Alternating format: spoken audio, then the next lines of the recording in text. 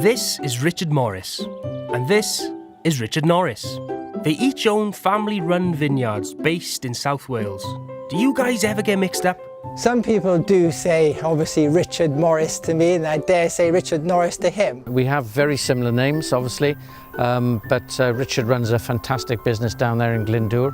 Glyndŵr is the oldest vineyard in Wales and is run by Richard Norris with sons Joe and Louis and wife Sue.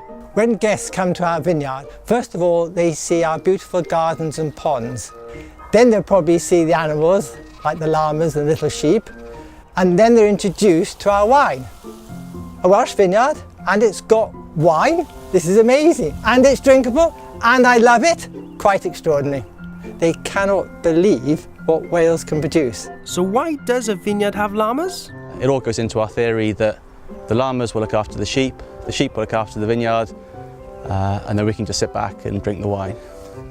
50 miles down the road in Monmouth, Richard Morris runs Anchor Hill Vineyard with his son David and his wife Joy.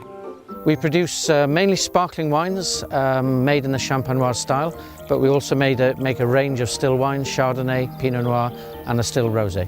We do wine tastings, we do Welsh cheese platter lunches, and we do vineyard tours twice a day.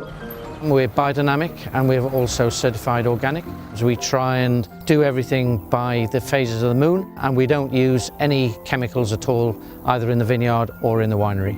Welsh wine is definitely a well-kept secret at the moment, but it could easily all change this year. And it's as fun pruning the vines in the middle of a winter's day when it's pouring with rain, or picking the grapes in October and saying it was all worthwhile. It's amazing.